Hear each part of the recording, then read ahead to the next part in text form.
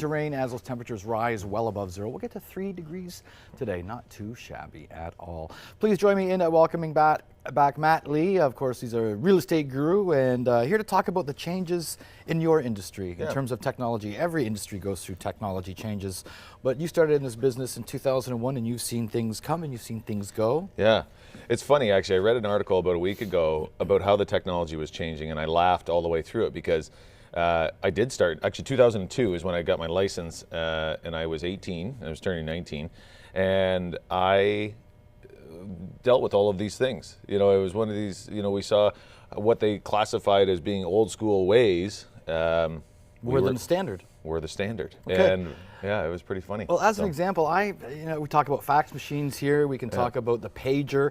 Pagers were still being used in the early 2000s. That surprises me.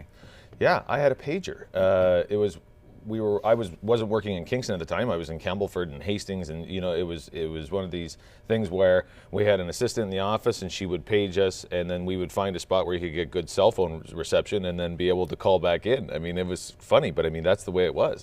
We did have cell phones at the time. There was no text, but they would, or she would page you a number, and you would call it out from there. At the time, I mean, we had what they classified as MLS books, and that was the Peterborough board. Kingston board had the same thing, and basically it was print of every listing, and it would come out once a month, and every agent would get it. This huge book. So you'd have this this bookcase of these old books of each month, and then people would go through them, and that was kind of MLS.ca was around at the time, which they've now called Realtor.ca, but it wasn't what it was. I mean, it was new. That was a new technology. Well, cell phone technology has changed throughout the years. You worked with a phone in a bag here. How does this work? So why would you have this? Well, this is the reason that we had these was because it was a 3-watt phone, and our phones at the time, the cell phones were like a 1-watt. So most of the time your cell phone wouldn't work. You'd have a bag phone in your car because you'd be able to get better cell phone reception. There was places, towns that you couldn't get any reception at all. And newspapers were the main spot that you would advertise. That was the main thing. You know, people would watch them every week that they'd come out. You'd be right on it.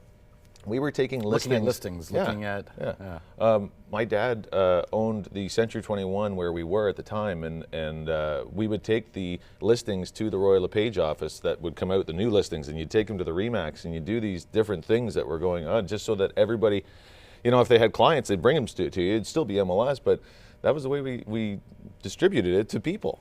Is life easier now? We got some. We're bringing it up to date here now. Yeah, life is easier. I mean, it's in the sense that it's easier to get the ability to get it to people. What we run into is that you're dealing with messaging, texts, anything that that we're able to get it to. It is faster.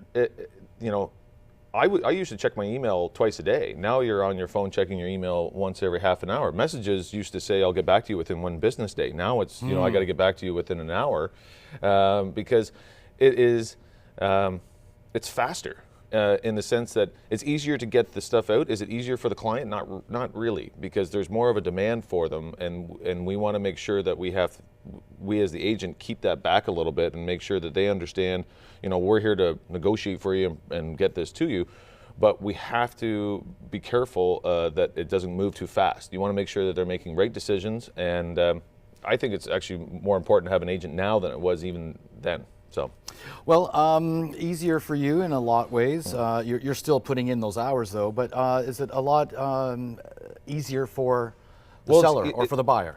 No, you know what? I mean, the thing is that like we're seeing everything go online, and like if you're if it's listed with me personally, I mean, it goes on to the online system and go to Realtor.ca, but every other agency is picking up the website because they want to bring leads. So the thing is that your listing is everywhere. It's easier for people to see.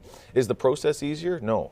Like when you get into negotiating into a deal, that is still the same. And actually, to tell you the truth, they want you to work quicker on that. So therefore, you have to be knowledgeable on how to deal with that. So that side of negotiating isn't easier. I find that to be harder, and it's experience.